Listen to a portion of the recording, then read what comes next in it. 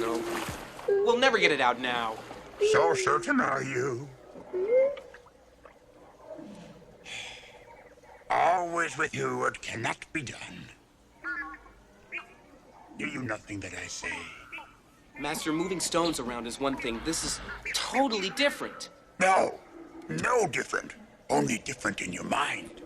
You must unlearn what you have learned. All right, I'll give it a try. No, try not. Do. Or do not. There is no try.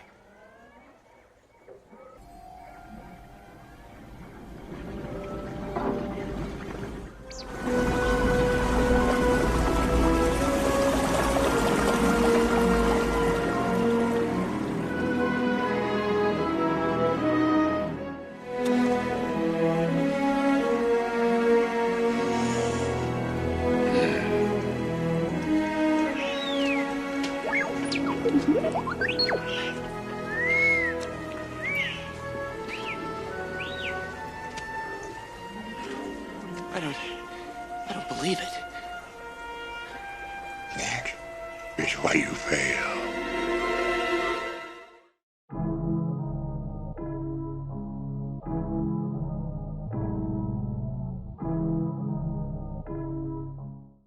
The 8 men who are survivors of the syphilis study at Tuskegee are a living link to a time not so very long ago that many Americans would prefer not to remember, but we dare not forget. It was a time when our nation failed to live up to its ideals, when our nation broke the trust with our people that is the very foundation of our democracy.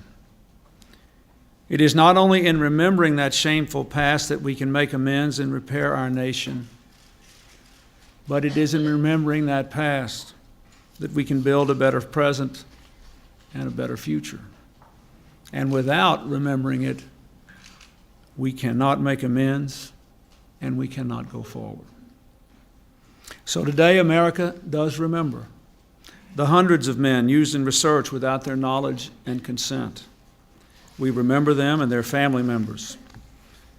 Men who were poor and African American, without resources and with few alternatives. They believed they had found hope when they were offered free medical care by the United States Public Health Service. They were betrayed. Medical people are supposed to help when we need care, but even once a cure was discovered, they were denied help and they were lied to by their government. Our government is supposed to protect the rights of its citizens. Their rights were trampled upon.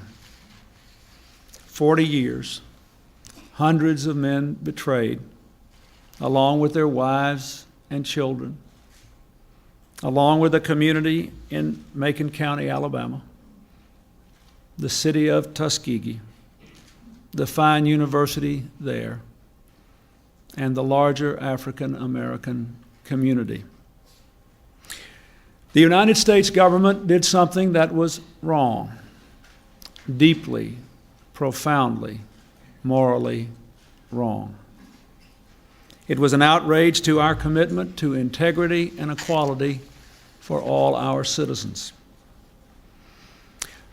To the survivors, to the wives and family members, the children and the grandchildren, I say what you know. No power on earth can give you back the lives lost, the pain suffered, the years of internal torment and anguish. What was done cannot be undone, but we can end the silence. We can stop turning our heads away. We can look at you in the eye and finally say, on behalf of the American people, what the United States government did was shameful, and I am sorry.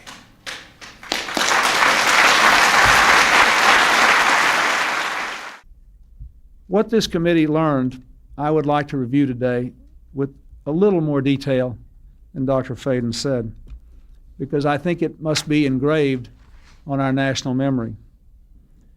Thousands of government-sponsored experiments did take place at hospitals, universities, and military bases around our nation. The goal was to understand the effects of radiation exposure on the human body. While most of the tests were ethical by any standards, some were unethical, not only by today's standards, but by the standards of the time in which they were conducted. They failed both the test of our national values and the test of humanity. In one scientist injected plutonium into 18 patients without their knowledge. In another, doctors exposed indigent cancer patients to excessive doses of radiation, a treatment from which it is virtually impossible that they could ever benefit. The report also demonstrates that these and other experiments were carried out on precisely those citizens who count most on the government for its help, the destitute and the gravely ill. But the dispossessed were not alone. Members of the military, precisely those on whom we and our government count most, they were also test subjects. Informed consent means your doctor tells you the risk of the treatment you are about to undergo. In too many cases, informed consent was withheld. Americans were kept in the dark about the effects of what was being done to them. The deception extended beyond the test subjects themselves to encompass their families and the American people as a whole. For these experiments were kept secret, and they were shrouded not for a compelling reason of national security, but for the simple fear of embarrassment, and that was wrong. Those who led the government when these decisions were made are no longer here to take responsibility for what they did. They're not here to apologize to the survivors, the family members of the communities whose lives were darkened by the shadow of the atom and these choices. So today, on behalf of another generation of American leaders and another generation of American citizens, the United States of America offers a sincere apology to those of our citizens who were subjected to these experiments, to their families, and to their communities. When the government does wrong, we have a moral responsibility to admit it. The duty we owe to one another to tell the truth and to protect our fellow citizens from excesses like these is one we can never walk away from. Our government failed in that duty, and it offers an apology to the survivors and their families, and to all the American people who must be able to rely upon the United States to keep its word, to tell the truth, and to do the right thing. We know there are moments when words alone are not enough. That's why I'm instructing my cabinet to use and build on these recommendations, to devise promptly a system of relief, including compensation that meets the standards of justice and conscience. When called for, we will work with Congress to serve the best needs of those who were harmed. Make no mistake, as the committee report says, there are circumstances where compensation is appropriate as a matter of ethics and principle. I am committed to seeing to it that the United States of America lives up to its responsibility. Our greatness is measured not only in how we so frequently do right, but also how we act when we know we've done the wrong thing, how we confront our mistakes, make our apologies, and take action. That's why this morning I signed an executive order instructing every arm and agency of our government that conducts, supports, or regulates research involving human beings to review immediately their procedures in light of the recommendations of this report and the best knowledge and standards available today, and to report back to me by Christmas. I've also created a bioethics advisory commission to supervise the process, to watch over all such research, and to see to it that never again do we stray from the basic values of protecting our people and being straight with them. The report I received today will not be left on a shelf to gather dust. Every one of its pages offers a lesson, and every lesson will be learned from these good people who put 1.5 years of their lives into the effort to set America straight. Medical and scientific progress depends upon learning about people's responses to new medicines, to new cutting-edge treatments. Without this kind of research, our children would still be dying from polio and other killers. Without responsible radiation research, we wouldn't be making the progress we are in the war on cancer. We have to continue to research, but there is a right way and a wrong way to do it. There are local citizens review boards. There are regulations that establish proper informed consent and ensure that experiments are conducted ethically. But in overseeing this necessary research, we must never relax our vigilance. The breathtaking advances in science and technology demand that we always keep our ethical watchlight burning. No matter how rapid the pace of change, it can never outrun our core convictions that have stood us so well as a nation for more than 200 years now, through many different scientific revolutions. I believe we will meet the test of our times, that as science and technology evolve, our ethical conscience will grow, not shrink.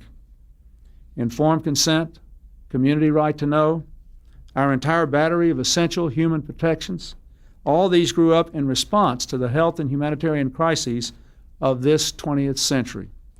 They are proof that we are equal to our challenges.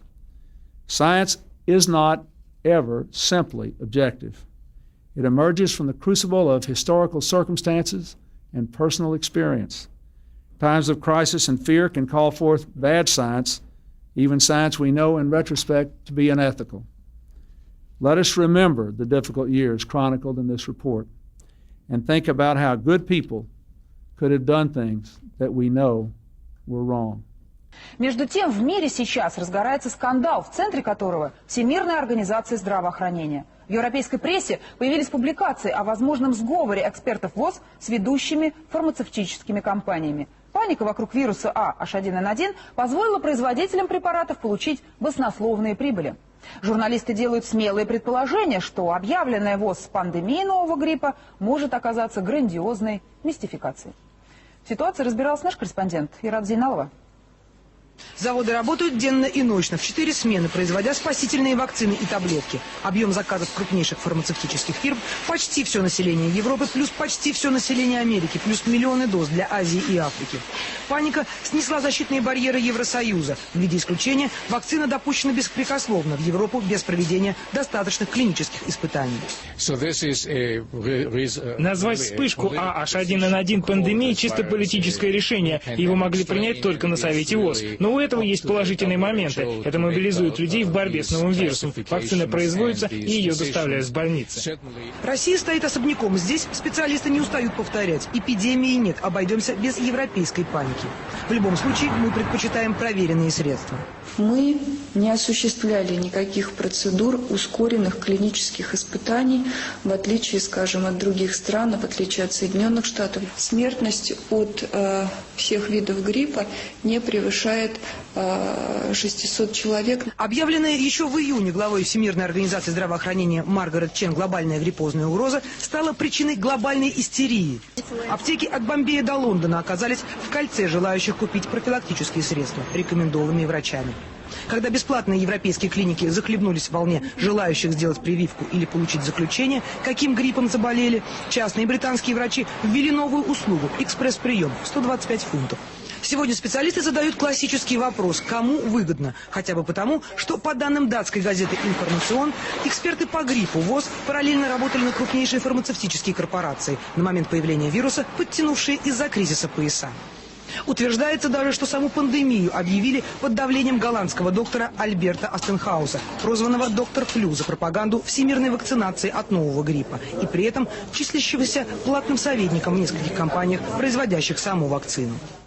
В краткосрочной перспективе всю индустрию выпуска вакцин будет тянуть на буксире спрос на средства от вируса H1N1.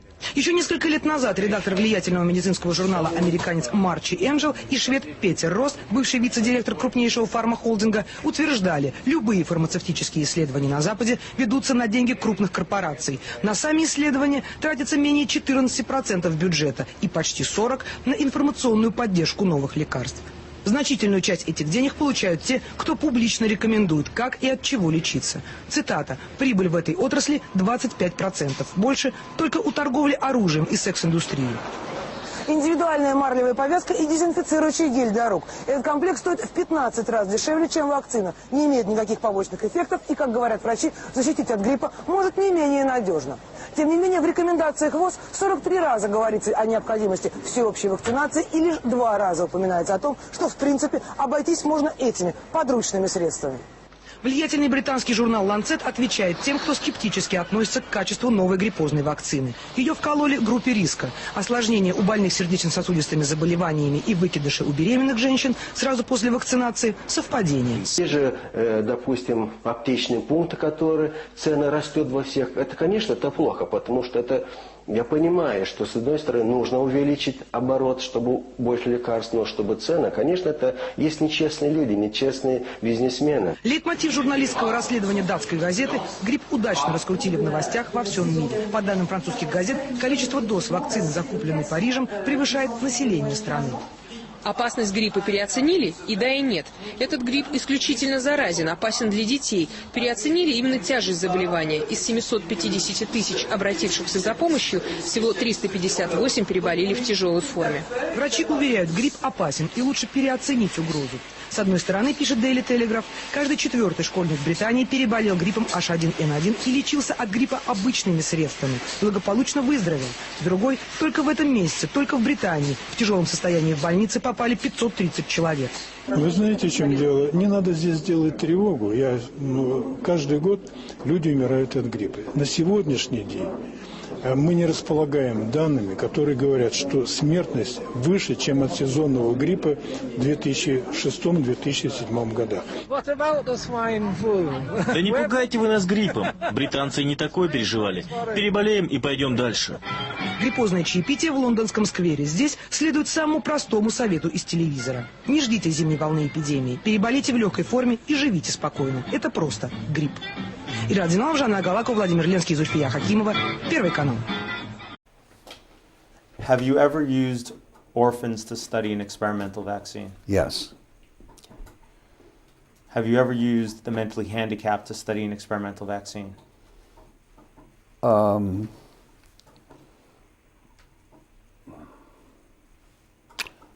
don't recollect ever doing studies in mentally handicapped individuals. At the time, in the 1960s, it was not an uncommon practice. There's an article entitled Attenuation of RA273 Rubella Virus in WI38 Human Diploid Cells. Are you familiar with that article? Yes. In that article, one of the things it says is 13 seronegative, mentally retarded children were given RA273 vaccine. Okay, well, then that's in that case, that's what I did. Okay. Have you ever expressed that it's better to perform experiments on those less likely to be able to contribute to society, such as children with handicap, than with children without or adults without handicaps? I don't remember specifically, but it's possible. Do you remember ever writing to the editor of Ethics on Human Experimentation? I don't remember specifically, but I may well have. Do you recognize this letter you wrote to the editor? Yes. Okay. Did you write this letter? Yes. Okay. Is one of the things you wrote, the question is whether we are to have experiments performed on fully functioning adults and on children who are potentially contributors to society, or to perform initial studies in children and adults who are human in form but not in social potential. Yes. Okay. It may be objected that this question implies a Nazi philosophy, but I do not think that it is difficult to distinguish non-functioning persons from members of ethnic, racial, economic, or other groups? Mm-hmm. Okay.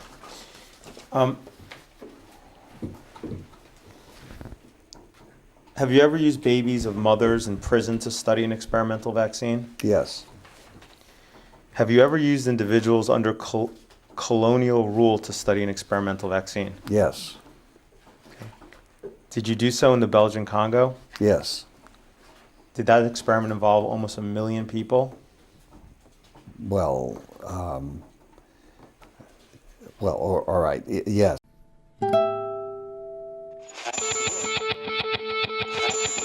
Afternoon. I have several announcements. Every doctor, every hospital, every nurse have been notified. Every woman in this country must be aware that it's most important that they check their medicine cabinet and that they do not take this drug. In the early 1960s, no drug struck more fear into the hearts of pregnant women. One of the most horrifying episodes in medical history. Than thalidomide. It changed our relationship with the drugs we use. One reason U.S. drug laws are so strict, thalidomide.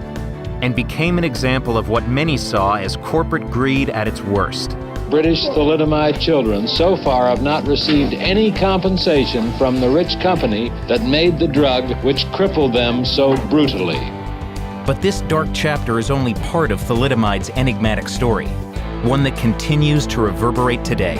Thank you, Mr. Vice President. I'm going to change the topic just a little bit because there was questions that came up and I've been asked about this on a couple of media interactions regarding the interventions that we're talking about. And it's important because it's about something that I said yesterday about what we would likely see. Whenever you put the clamps down and shut things down, you do it for two reasons. You do it to prevent the further spread, this we call mitigation, but you also do it to buy yourself time to get better prepared for what might be a rebound. It may be a rebound that we get things really under control, and then you pull back, which ultimately we're going to have to do. Everybody in the world is going to have to do that. You're either going to get a rebound or it might cycle into the next season.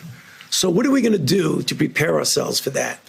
One of the most important things is one that I mentioned several times from this podium, and that is to clarify a bit about the timeline for vaccines. And would that have any real impact on what we would call a rebound or what we would call a cycling in the season? Certainly, for sure, a vaccine is not going to help us now, next month, the month after. But as I mentioned to you, we went into a phase 1 trial, and I keep referring to one vaccine. There's more than one.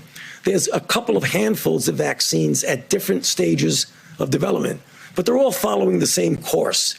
And the course is you first go into a phase 1 trial to see if it's safe, and you have very few people, 45 people within a certain age group, all healthy, none at really any great risk of getting infected. And the reason you do that, because you want to make sure that it's safe. And the next thing you do, and that takes about 3 months, easily, maybe more. So that's going to bring us into the beginning or middle of the summer. Then you go to a phase 2 trial, or what we say 2-3, which means we're going to put a lot of people in there. Now, we hope that there aren't a lot of people getting infected, but it is likely there will be somewhere in the world where that's going on. So it's likely that we will get what's called an efficacy signal, and we will know whether or not it actually works. If, in fact, it does, we hope to rush it to be able to have some impact on recycling in the next season. And like I said, that could be a year to a year and a half. I'm not changing any of the dates that I mentioned. But one of the things that we are going to do that you need to understand that has been a stumbling block for previous development of vaccines, and that is even before you know something works, at risk, you have to start producing it. Because once you know it works, you can't say, great, it works. Now, give me another 6 months to produce it. So we're working with a variety of companies to take that risk. We didn't take it with Zika. That's why, we have a nice Zika vaccine, but we don't have enough to do it because there's no Zika around. Same with SARS. So that's one of the things we're really going to push on, is to be able to have it ready if, in fact, it works. Now, the issue of safety, something that I want to make sure the American public understand. It's not only safety when you inject somebody and they get maybe an idiosyncratic reaction, they get a little allergic reaction, they get pain. There's safety associated.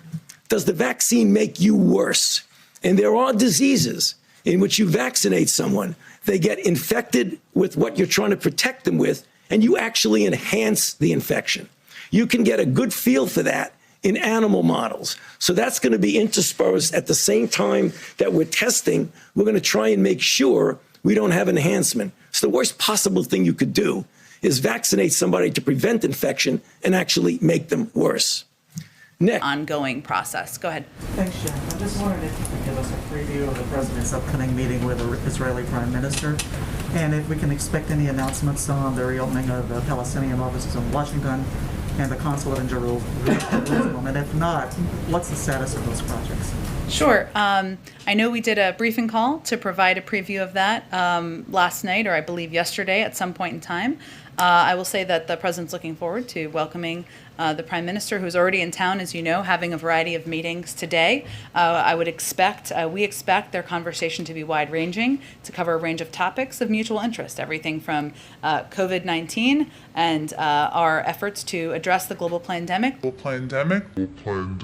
to regional security issues, which could include a range of topics, including security within Israel, as well as Iran and other issues of mutual concern. And I expect we'll have a readout once the meeting concludes of anything coming out of the meeting. 5,097 patients in hospital who have COVID. That does not mean they went to hospital because of COVID. It meant they're in hospital and they have COVID. As we outlined a week or so ago, up to half or thereabouts of those patients who are being admitted for other reasons and have COVID. That still means they have to be treated in hospital as a COVID patient. But that is not the reason they went to hospital. We're also seeing that, as the CMO advised us yesterday, in ICU numbers as well. So people who are in ICU haven't gone into ICU because of COVID, they're in ICU for other reasons and they have COVID. В целом мы увеличили количество больных на 80% и по Москве на 70%. Это цифры, соответственно, около 20-40 тысяч, соответственно. Это большой объем. And so we have to be grateful here that the Chinese posted the genetic code, because it was from that you were able to start working on it, understanding what was actually happening here. Yep. So once you have that code, why is that important? What does that unlock for you? Yeah, absolutely. And I have to thank the Chinese authorities, because without that, we really couldn't have done anything. So because we use a DNA medicine vaccine, we need the genetic code to be able to design the vaccine. So as soon as we received that code, we were able to immediately start designing the vaccine. And in 3 hours, we had a design ready and raring to go. 3 hours? 3 hours to design a vaccine. The first cluster of cases traced to a market. It still isn't clear whether the Huanan market was the source of the virus, though outside experts believe it was a starting point for the outbreak. Where Chinese officials took samples over a year ago. And why has the data not been shared? No, they didn't isolate the virus. That's the issue. What about live animal samples? It doesn't tell you anything if they only test positive. I do not suspect it's coming from what we originally thought. So one of the questions that I've heard from a number of people is, doing the safety trials obviously is incredibly important, because you want to make sure that you're not injecting people with something that could be harmful. But once you have that, why not push harder on rolling it out more aggressively, even if you don't know exactly how effective it is? What's the public health rationale and thinking behind needing to prove that it's extremely effective before rolling out something that you know is safe? Okay, that's a good question. The initial safety study, Mark, is to see if I inject it in the arm, does it have some sort of idiosyncratic or bad reaction?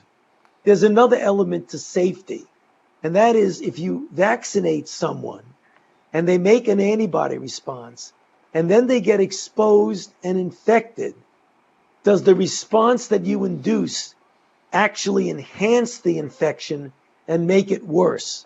And the only way you'll know that is if you do an extended study, not in a normal volunteer who has no risk of infection, but in people who are out there in a risk situation.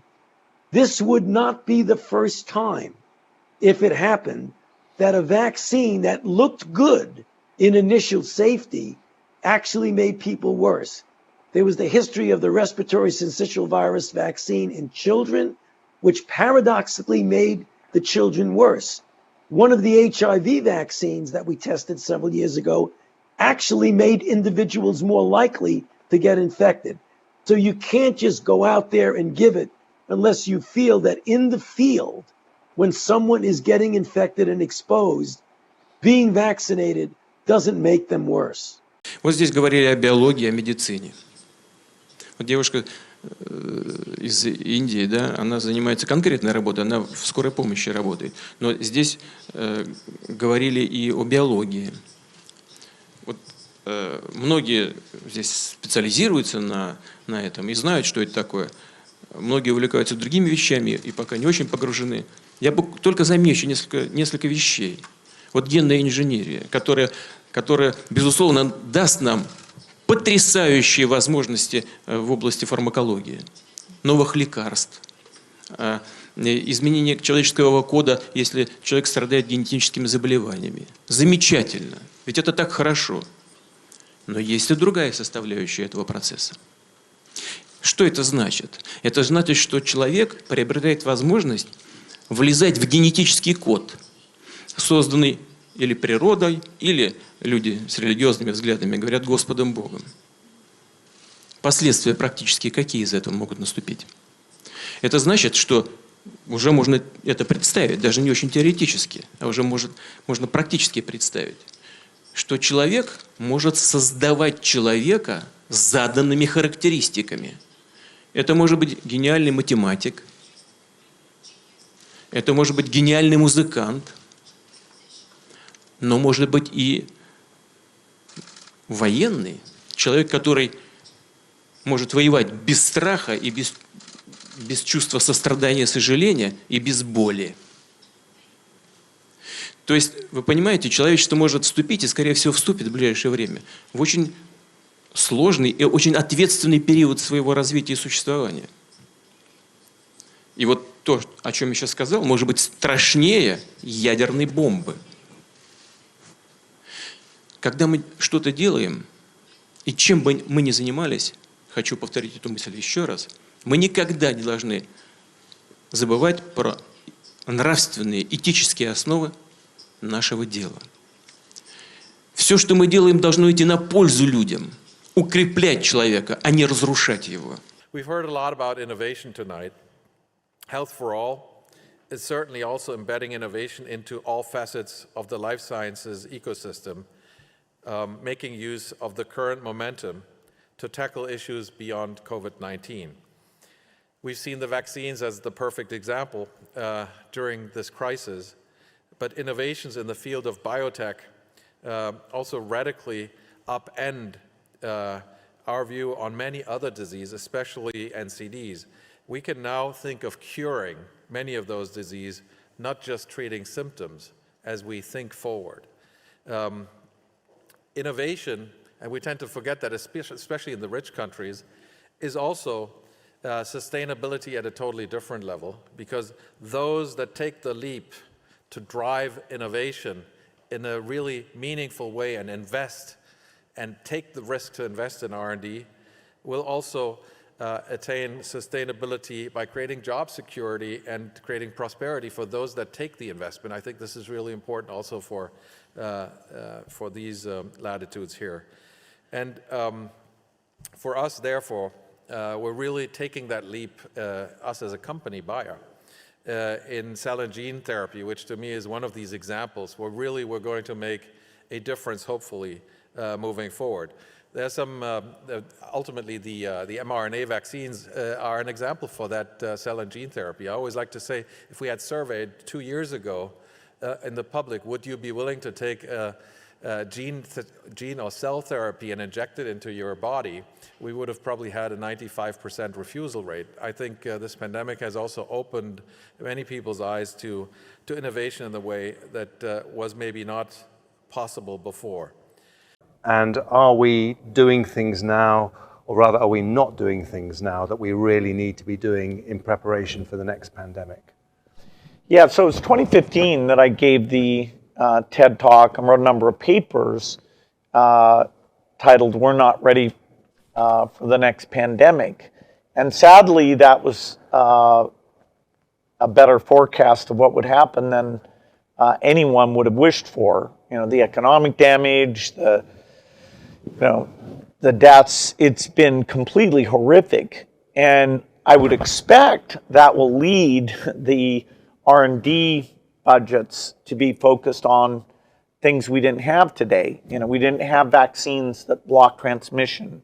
We got vaccines that help you with your health, but they only slightly reduce the transmissions. We need a new way of doing the vaccines. We didn't get much in the way of therapeutics. Dexamethasone and now molnupiravir could help, but way less than should have been the case. We didn't get the diagnostics up and running in order to achieve what at least Australia and New Zealand showed, that competent management could keep the death rate down pretty dramatically. And so I'm hoping in 5 years I can write a book called, We Are Ready for the Next Pandemic. But it'll take tens of billions in R&D that the US and the UK will be part of that. It'll take probably about $1 billion a year for a pandemic task force at the WHO level, which is doing the surveillance and actually doing what I call germ games, where you practice. You say, okay, what if a bioterrorist brought smallpox to 10 airports? How would the world respond to that? There's naturally caused epidemics and bioterrorism caused epidemics that could even be way worse than what we experience today. And yet the advances in medical science should give us tools that we could do dramatically better. So you'd think this would be a priority. The next year will be where those allocations have to get made, including this global pandemic task force. The nice thing is a lot of the R&D we need to do to be ready for the next pandemic are things like making vaccines cheap, having big factories, eradicating the flu, getting rid of the common cold, making vaccines just a little patch you put on your arm, things that will be incredibly beneficial even in the years when we don't have pandemics. So, along with the climate message and the ongoing fight against disease of the poor, the pandemic preparedness is something I'll be talking about a lot. And I think it'll find fertile ground because, we lost trillions of dollars and millions of lives. And, citizens expect their governments not to let that happen again. I think we are in a situation here with this current variant where herd immunity is not a possibility because it still infects vaccinated individuals. And I suspect that what the virus will throw out next is a variant which is perhaps even better at transmitting in vaccinated populations. And so that's even more of a reason not to be making a vaccine program around herd immunity. I don't think there's anything the UK can do to stop the emergence of new variants. They're going to happen.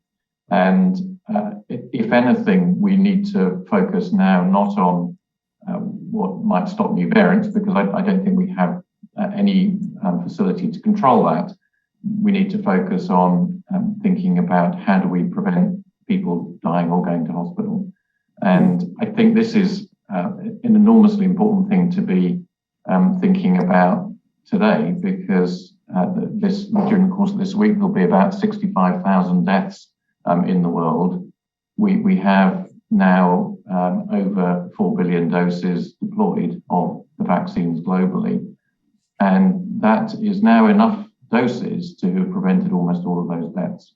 And yet they are continuing.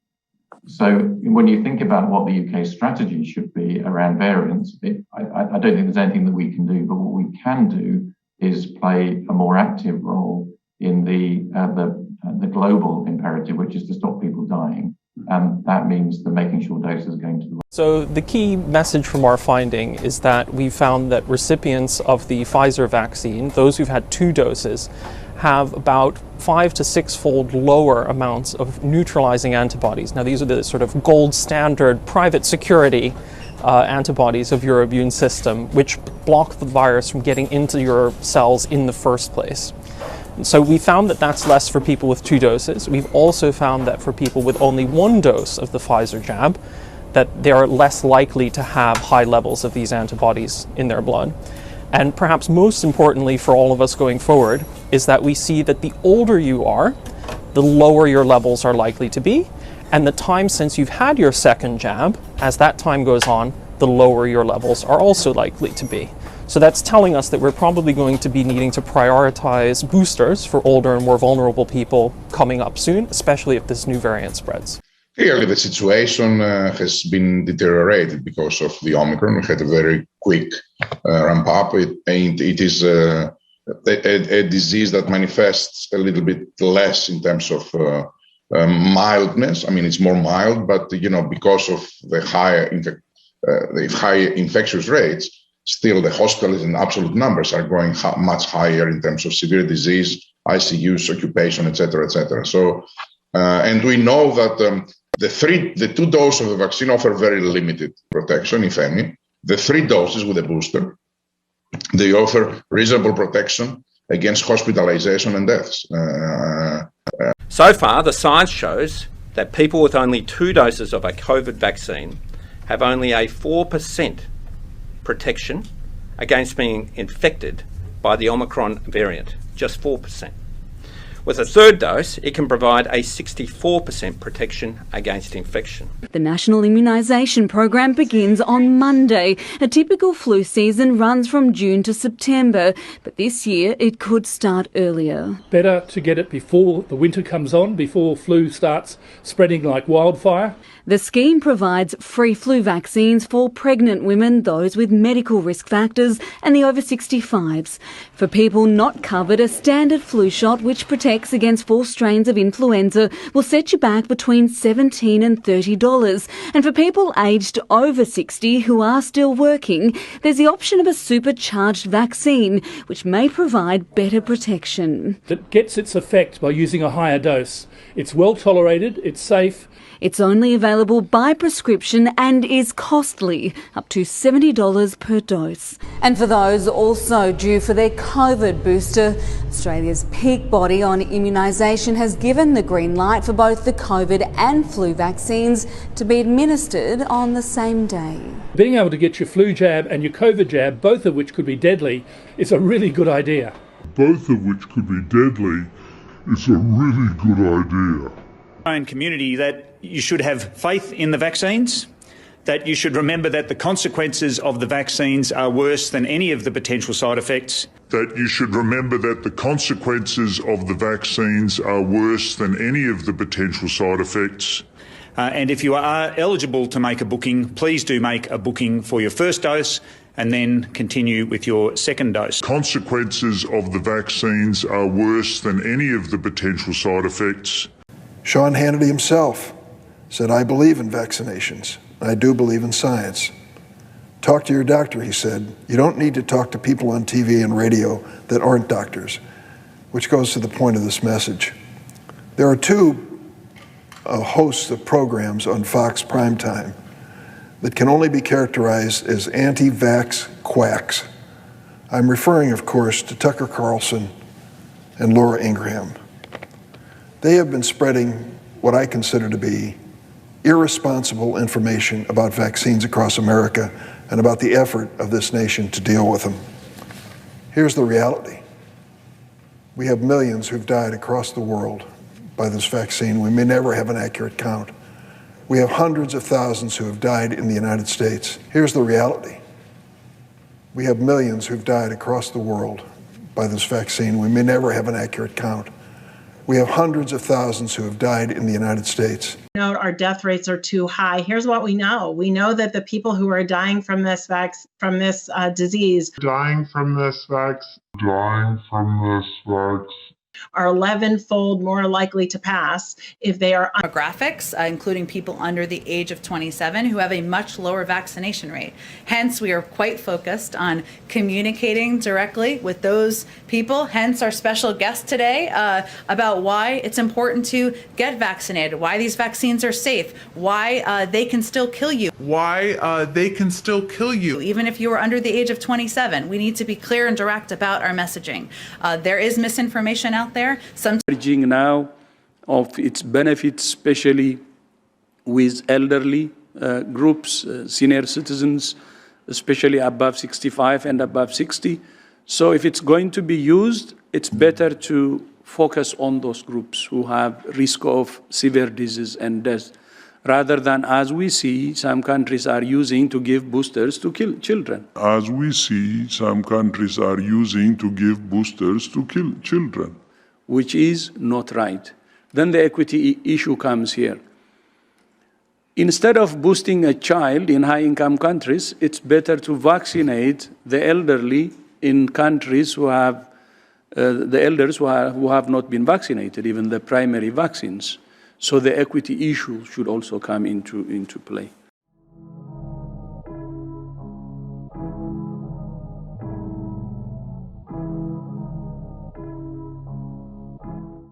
Hi, Rishi Sunak. I've got so much to say, but such little time. My name is John Watt, and I'm one of the COVID vaccine injured in this country. I want you to look into my eyes, Rishi Sunak, and I want you to look at the pain, the trauma, and the regret I have in my eyes. We have been left with no help at all. Not only am I in here that's vaccine injured, there's another man over there whose life's been ruined by that COVID-19 vaccine. I know people who have lost legs, amputations. I know people with heart conditions like myself, Rishi Sunak. Why have I had to set up a support group in Scotland to look after the people that have been affected by that COVID-19 vaccine? Why are the people who are in charge, who told us all to do the right thing, have left us all to rot and left me and the thousands and the tens of thousands in this country to rot? Rishi Sunak, look me in the eye. When are you going to start to do the right thing? The vaccine damage payment scheme is not fit for purpose. In Scotland right now, according to the yellow card system, there are over 30,000 people that have had an adverse reaction to that vaccine and 200 deaths. John, thank you very much indeed for your question. It's time for you to start doing the right thing, Mr. Rishi Sunak, and the rest. You've made a really strong point, John. Prime Minister. Yeah, John, well, I'm very sorry to hear about your personal circumstances, and you said someone over here also seems to have suffered by a similar thing. Now, obviously, I don't know about the individual situation that you're in. We're silenced. Well, on social media and everything. Okay. We are silenced. We are the most silenced people in this country. Silence in the press because my story in the press had to go to the government for comment, and they made them take all the stuff out. Forgive me both. I know, I'm happy. No one. Okay. John, no one is saying. Yeah. Okay. I've lost my house, my wife, and a successful career. And sir, you raised some very valid points, I'm sure. What I've got to say is, though, we haven't got you on microphone, and as you know, we've got to get through this. I'm sure we can raise your points with the Prime Minister at a later date. But in the meantime, Prime Minister, if you could cover the issue. I'm very happy to. So look, there is a vaccine compensation scheme that's in place, as you alluded to, in the NHS. Obviously, everyone individually will work through their cases. It's difficult for me to comment on anyone's individual case. I'm sure you'll appreciate that. I'm very happy to go and look at the cases, and I'm sure you'll get them to the team here. I mean, I'm very saddened and shocked to hear that you've been silenced by anybody. That is surprising to me, so please do get your details to Stephen and the team, and I will happily take that away. Of course, you should be able to speak about your experience, what's happened to you, and as I said, we have a compensation scheme in place for that, and I'll make sure that we're working through that. Obviously, I think you'll appreciate it's hard for me to comment on your specific circumstances, just not knowing them, and those things are... Forgive me, sir, we haven't got a microphone on this, so our viewers and listeners won't be able to hear. I think look, the last thing I'd say is, we went through a pandemic like everyone else.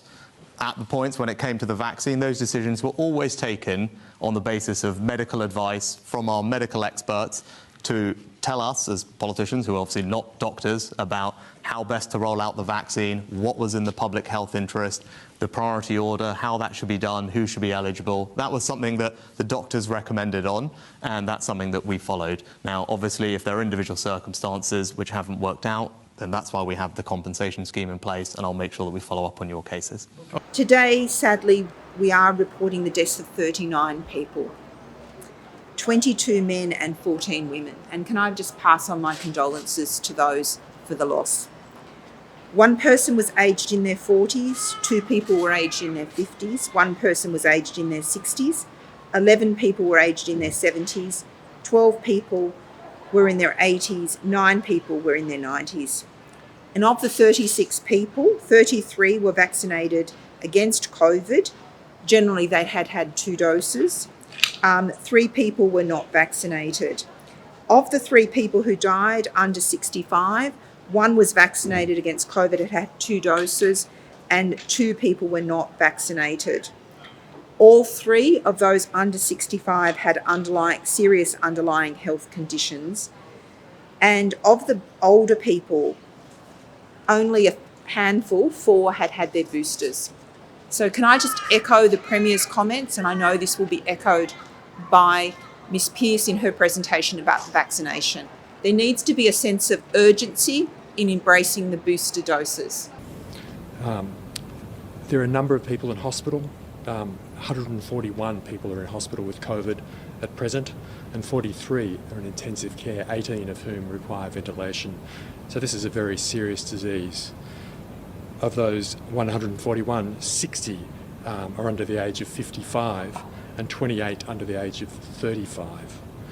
And of the 43 people in intensive care, 1 is in their teens, 7 are in their 20s, 3 are in their 30s, 14 are in their 50s, and 12 are in their 60s, and 6 are in their 70s. So this is affecting people of all ages with very serious disease. All but 1 are vaccinated. 1 person has just received 1 dose of vaccine. Grant Shapps about this. Good morning, Grant Shapps. Morning. Morning. Would you please explain the evidence that you've looked at to make this decision? Yeah, we know that double vaccinated or fully vaccinated people are much more likely to get and also carry the coronavirus. So there comes a point where there's a balance to be made by allowing people to see perhaps friends and family or even go on holidays to countries which are in the amber category, which are the vast majority of countries in the world. And that's where we've got to, based on the advice of Chief Medical Officer and others.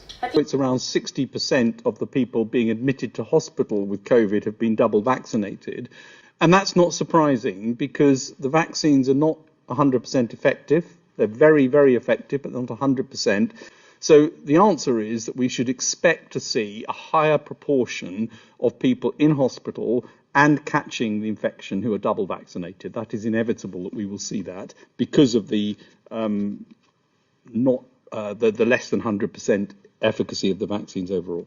There are 2 concerns here is that if we have a strategy in which we give boosters, let's say, every 4 months approximately, we will end up potentially having problem with the immune response, and the immune response may end up not being as good as we would like it to be. So we should be careful in not overloading the immune system with repeated immunization. And secondly, of course, there is the risk of fatiguing the population with the continuous administration of boosters.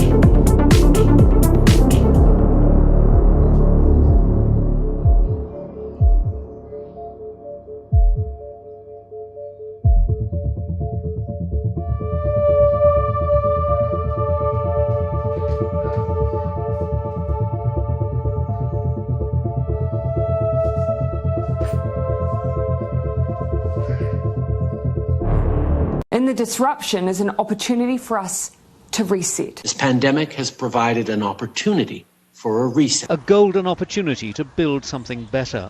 He calls it the Great Reset. For my part, through my Sustainable Markets Initiative and the Great Reset, I want to achieve a great reset, to rewrite Japan's blueprint. You have finished right state during the Great Reset. William, we're about to see, or it's been announced, that we're about to see a Great Reset. I'm hopeful that we're going to have a Great Reset. Next year's event, titled The Great Reset. The pandemic presents an opportunity to ask, how do we build back better? To build back better or whatever. We have a chance to reset the clock and build back better than before. To build back better than before. Remember the terrible damage of COVID as we try to build back from this global pandemic. Joe Biden calls it Build Back Better. Build back better. Building back better. To do things differently. To build back better. We're going to build it back better. And build it back better. It's my plan to build back better. Start taking all the problems that have been created in education and mental health and start to build back in a positive way. I have launched a booklet called Build Back Better, written after coronavirus. It's about building this country back better. Growing conspiracy following it. It is called the Great Reset. An unprecedented opportunity to rethink and reset the ways in which we live. The great opportunity for reset. The theory even calls Mr. Biden's campaign slogan, Build Back Better, a front for the conspiracy. Build back better. Building back better our economy. Build back better. All elements of the Great Reset are fundamental to building the future we need. This pandemic has provided an opportunity for a reset. It's a big effort to, some would say, to build back better. We would say to really have a great reset. Conspiracy, conspiracy. Conspiracy.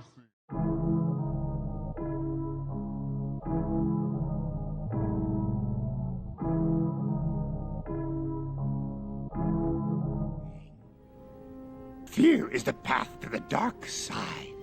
Fear leads to anger. Anger leads to hate. Hate leads to suffering.